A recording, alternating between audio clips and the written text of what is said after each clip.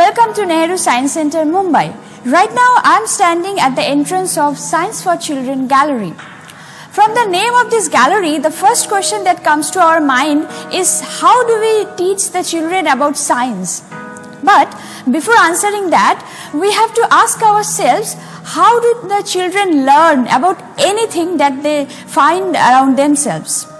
The answer is their sensory organs. They uses their 5 senses to understand the nature, the world they see around them. But how we can approach them? To see that, we have to enter our gallery.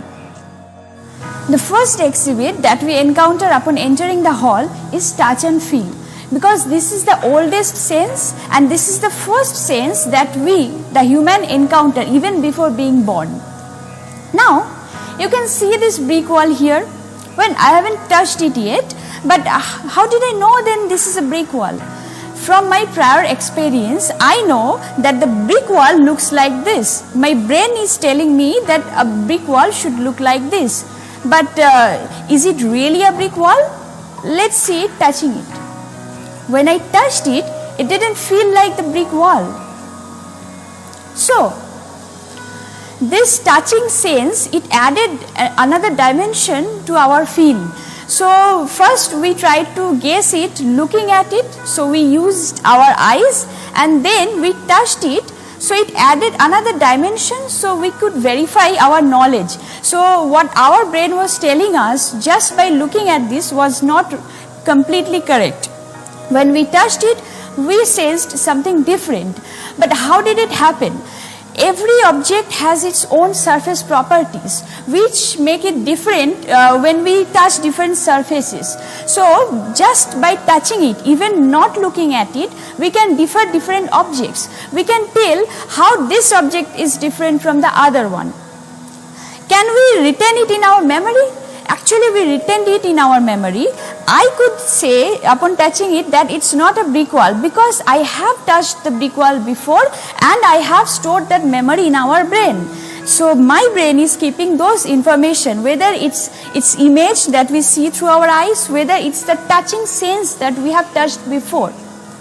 Now, if we just use that sense, can we tell and identify and differentiate different objects by just touching it? See, here we have kept different kinds of objects that the children can touch and they feel it. Here we have some rough surface, here some metal surface with some different grains, structures, patterns on them. And here we can see some glass surfaces, and next to that there are many more surfaces, some smooth surfaces, but still if we touch this and this, I can say just by touching that those two surfaces are not the same. Thus, I can actually retain it on my memory. So this is a good game, actually a quiz for the children, so that they could be familiar with the nature, with their surrounding world upon touching them. What they can do, they will touch different things and they will store the touching feel in their memory, and then we have the similar object kept here hidden under this cardboard. So, if I touch it without looking at it, I will immediately guess it that this object is this, and I will verify it opening it. Thus, one can check whether they have understood different properties of those objects just by touching it, not looking at it. So this is a good quiz game for the children. As I was saying, when we look at any object, our brain tells us what we are looking at. Like right now, my brain is telling me that I am looking at a big sculpture of a brain.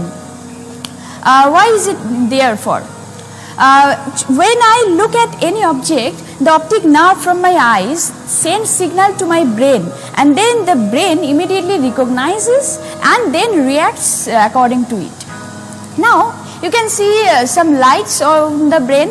It shows the different parts of the brain that's responsible for sending the response according to your sensory organ, what you are sensing. So there are different parts of the brain that reacts based on whether you are touching something, whether you are having your favorite food, whether you are smelling a beautiful flower or looking at any beautiful objects, or whatever you are doing, different parts of the brain becomes active for that particular sense. Right now, suppose you are eating something and tasting, so you can see this part of the brain that is illuminated right now is responsible for sending response to your sensory organs so that you can taste your food. Similarly, all the 5 sensory organs are placed here, which will show you the part of the brain that are responsible for sensing those things. Suppose I tell you that I come to office every day by car. When I say car, you will immediately reconstruct an image of a car in your brain. But I didn't mention what kind of car I am using. But your brain uses your prior knowledge and experience to build that image in your brain. Thus, from your previous knowledge and information that you gathered around you, your brain builds up some perception, and sometimes using those perception, your brain can give you sometimes wrong or sometimes correct information. Those kinds of perception of your brain can make you confused sometimes. Do you want to see some examples? Let's look at this. We have 2 boxes. One is large and one other is small. Now, if I ask you which one is heavier, what will be your answer? Now, honestly, my brain is telling me that as it is larger, it must be heavier. Well, I don't know what's inside the box. I don't know what's the material of those box. But from my perception, I can say that maybe this is heavier and this is lighter, as it is small. So, as it is smaller, I will have to apply less force to lift it. So, maybe it will be easy to go first. Let's see. So, I am lifting it. Well, it's heavier than what I thought. Now, I am not brave enough to lift it up, but okay, it's not as heavy as I imagined it. The truth is that both the boxes have same mass. What was confusing was my brain's perception that maybe the bigger object will have more mass, but that's wrong in this case. Now, let's try to remember different watercraft shapes that you have seen before, especially those surfaces which touches the water surface. If you have successfully remembered it, let's look at those objects. Here we have kept different shapes of objects. The difference in them is mostly their periphery. You can see some of them have some peaky edges and some of them have smooth curves. Now, what happens when this kind of objects are flowing on the river, the water flow gets blocked or it finds some obstacles in its flow. Now, what happens when the water flows through it? You see, just try to follow the water flow. The flow pattern is not same around all the objects. Try to look at the periphery of them. For those objects whose curves are very smooth, the water flow is quite smooth around them. But for those who has some curvy edge or some peaky edge, they are causing some turbulence. For the smooth flow, we call it the streamline flow, and for those which has some peaks or this kind of obstacles in the flow, they used to create some turbulence in the river flow, and it makes the flow turbulent. Let's move to another object based on the buoyant force. You can see the long glass tube behind me. It's filled with liquid, and using this knob I can pump some air inside and you will see those bubbles. Now I want you to just follow these bubbles. See, I am pulling and pushing this knob and you see different size of bubbles rising above, and they have different speeds as well. Let's see again. Generally, the pressure on the bubble depends on the liquid column height as well as its density. And if you look carefully at different bubble size and their speed, you see that the bubbles which have bigger size, they usually go at higher speed compared to the smaller one. You see it's rising very slowly compared to the one which was bigger, and it rises very fast. See, it's actually going faster than this. This happens because of the buoyant force. The bubbles which are bigger in size, they experience more buoyant force. That means those buoyant force will help those bubbles rise above more faster. I have two kinds of tables in front of me. Here the pin size is small and they are densely packed. Here the pins are bigger in size. Now if I put my palm here and try to make the pattern of my palm, you can see it can actually closely follow the pattern of my palm. Now if I move to another table, where the pin size is bigger.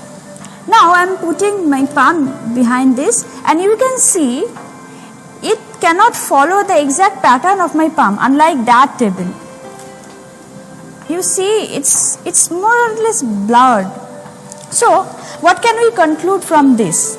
This is similar to the resolution of our camera that we use in our phone or any DSLR cameras. This happens when you capture your face with an 8 megapixel camera, let's say, and you try to zoom to see your eyes over one single screen, and you see that the image is not clear anymore. You see this image gets blurred. But instead, if you capture your face with a, let's say, 48 megapixel camera and then you try to zoom it, then you will see that it's no more getting blurred, but it's giving you a clear image. Also, if you look at the file sizes that the 8 megapixel camera is giving you and the 48 megapixel camera, then you will find that the 48 megapixel camera, they are storing more information. That's why the file size is bigger in that case. So this pin concept is similar to the pixel of the camera. So here the number of pixels is more, that means it's saving more information. Here, as it has larger pins, that means it has less number of pins for per cross sections, that means it's saving less information. That means if you try to zoom your picture or if you try to take a printout on a big page, then it will give you. Well, many of us will choose this seat because there are no sharp nails that we feel really terrible in this case. But the reality is just the opposite. If you sit on this chair, it will make you uncomfortable because it's not those tiny balls that matters. It's the pressure that you feel on your body when you sit on it that matters. Now, when we sit on it, the matter is that the pressure that gets distributed over the contact surface area. In this case, those tiny balls, they are less dense. That's why the pressure cannot get distributed all over the area.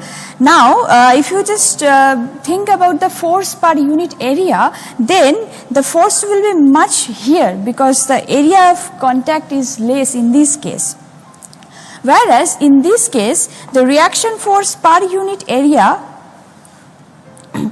will be less. That's because those sharp nails, they are densely packed. Although they are sharp edges, but when you sit on it, the pressure gets evenly distributed and you feel really comfortable because the surface area, the contact area is more here. That means the pressure you feel is really less compared to that case. If you want to see some more exhibits, let's come with me. The table I am standing in front of has some special property. By looking at this, you will guess that this is just simple smooth surface table. Now, if I place this cardboard on it and just give it a little push, okay, it goes some distance. That because it has a smoothness on this surface, that means it makes the friction very low for this case. But that's not the special property I am talking about. the special property you will realize when you press the switch and now place it, give it just a little push, and you see it's actually gliding, almost floating over the surface. It doesn't experience any friction at all. You can see that. Now I'm talking about the special property. If you look closely on the surface, you will follow that there are very little tiny holes over the surface. Actually, from behind this table, there is some air that's passing out, and those airs are passing through these little holes, and those airs are acting as some air cushions. For these air cushions, actually it makes a gap between this cardboard and the table surface, which helps to float it over the surface. So it's not exactly touching the surface just because there are some little air coming out. It's actually a little above the surface of the table. That's why it's very smooth, and that's why it's actually gliding over the surface. This kind of air cushion is generally used in case of large hovercrafts which are used on the water surface or even on the road. That makes the friction really negligible. In our textbooks, we have read about different kinds of mirrors, especially those carved mirrors, and the different images that are formed by those carved mirrors. Here we have placed different kinds of carved mirror where you can actually verify those kind of images that are formed by those mirrors. You can actually verify your textbook knowledge. Now, what kind of image do you expect when you are standing in front of a concave mirror? From this image you can see that here the image is just upside down. Now, if I move to the next mirror, you can see here we have placed a convex mirror, and now you just follow the image that is being formed by this convex mirror. You can see my height is shortened here in the image, so it's actually decreasing the size of the image that is formed. Okay, any other differences that you can notice? So those are the property of the convex and concave mirror. I have just talked about the convex mirror and concave mirror. Now, what will happen if you combine both types of mirror?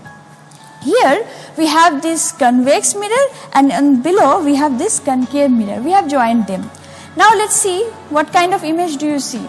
It's really very funny kind of image where you just combine those two kinds of mirrors.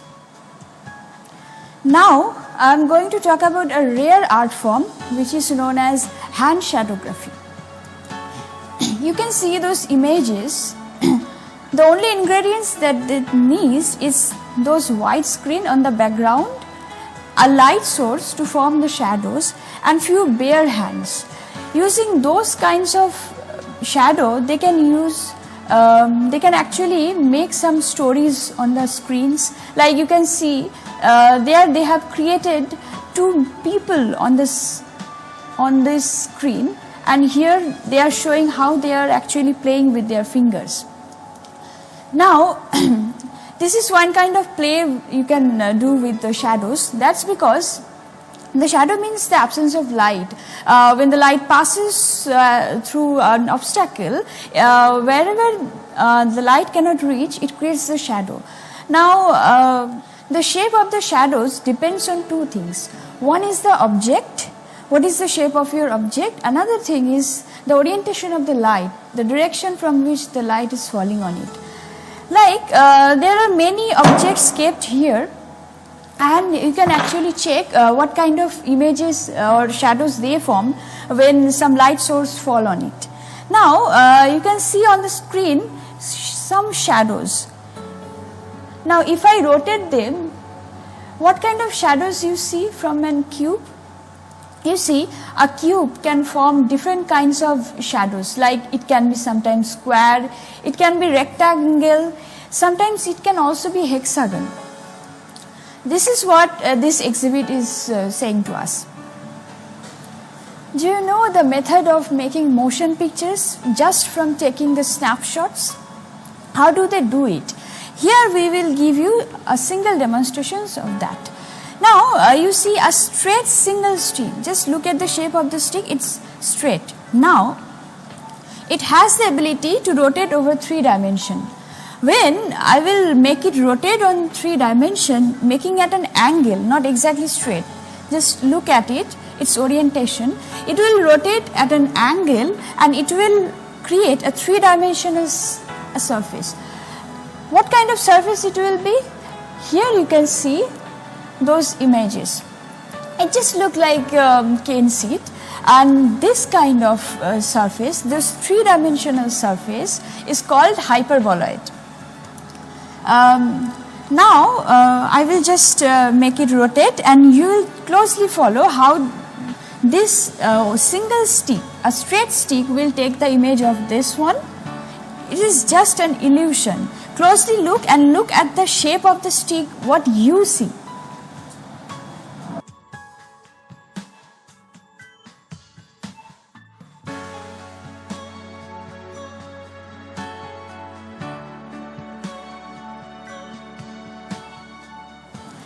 Did you follow the shape? Did you could actually see this kind of image here? It actually formed this kind of hyperboloid shape when it rotated. And could you follow the straight stick there, or you actually saw some curve like this? But why does it happen? I mean, this was just a straight stick at an angle, but when it was rotating, what I was following, the stick was not looking straight, it was taking some shape like this. Well, this was also an illusion, but how can we know what is the type of path that it's following while it was rotating? For that, we have to go to another exhibit, acrobatic stick. Now that you have already seen the kind of 3-dimensional hypersurface that a straight stick makes when it rotates at an angle, and the surface is called hyperboloid, I am going to show you something more about it. When it was rotating there, I showed you that the stick doesn't look like a straight one. It looked like an hyperbola. But is it true? Here you can see a transparent plane, and the intersection of this transparent plane and this hyperboloid is made in the shape of hyperbola. You can see 2 slits on 2 sides. Now, when I will make this stick rotate, will it pass through these slits? Because this stick is straight. What do you think? A straight stick pass through the slit which is made in the shape of hyperbola. Is it possible? Let's see.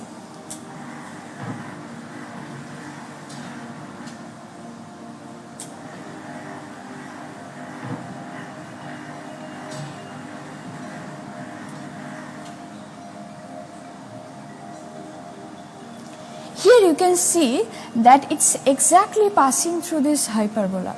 This is also a verification what you are watching there, that it was making a hyperboloid surface. You can also see that the intersection of this hyperboloid, you take intersection at any angle from any side, like if this transparent plane is not kept like this, if it's just placed like this, it will again make an hyperbola. That's because it's the intersection with a hyperboloid. Let's move to another exhibit. What do you see behind me? It's a circular floor. Just closely look at the floor designs. This kind of design is found usually in the museum. Now, my question is, what else do you see? Many images of mine. And do you think that this is really a circular floor? Or is it something different? Now, I'm going to tell you, there is no such circular floors. What you see is just this much of section of this. How does it happen? This is called the multiple reflections. For that, we have placed 2 mirrors, one on this side, one in another side, and making at some angle. You can keep those kind of mirror, making an angle like 90 degree or any, whatever you want. Now, this multiple reflection will make a complete circle. In this case, if you closely follow, only this part is real and the rest 5 annular sections, they are all created by those multiple reflections from those 2 mirrors. Now, can you guess what's the angle between these 2 reflecting mirrors? Now, you already know that the angle around one point is 360 degree. So now you can see 6 such annular sections. If you divide it by 6, then you get 60 degrees. So now you know that if you just place 2 mirrors at an angle 60 degree, then you will form such extra 5 images, and they will make a complete circular floor that's shown here. Similarly, there are other 2 sides. There also we have placed this kind of annular sections, and the full exhibit is just 180 degrees, 60, 60, and there also 60 degree. And from each side you will find a complete circular floor, which is just multiple reflections from these 2 mirrors. Right now I am standing beside the Fresnel lens. From the name you can guess that this is different from the conventional lens. Well, can you guess whether it is concave lens or convex? Well, you cannot, because it's flat. A lens of this size is totally flat, you can see, and it's so thin that you can't imagine. Now, if it's so thin, then does it have any magnifying power? Let's see. Can you see the big knee? Well, I'm here, and when I'm standing just behind this Fresnel lens, you can see it's magnifying. This kind of lens is made by joining many annular sections into one, and this was discovered by French physicist and engineer Fresnel in 1822. So you can imagine this is almost 200-year-old discovery that was made for magnification of the light in the lighthouse. But now it has tremendous applications in our daily lives. For the first reason is that it's thin, it uses less material, so where it requires less space, it is generally used there, replacing the other conventional lens. Like right now Canon and Nikon, they are also using this Fresnel lens. And another reason is that as you are making it by joining different sections, thus you can actually change its focal length. As it's made by joining different annular sections, one can make actually a multifocal Fresnel lens. Those kind of multifocal Fresnel lens has application in retina identification. The largest Fresnel lens that has been made in the world is 12 feet high. So you can imagine how high it is, and it uses over 1,000 prisms. I have shown many exhibits from our Science for Children gallery, but I couldn't cover all the exhibits. For that you have to visit our gallery, and also you have to explore the other galleries also. For that you will have to visit us. So I hope we will meet again very soon. Thank you for showing your interest in science.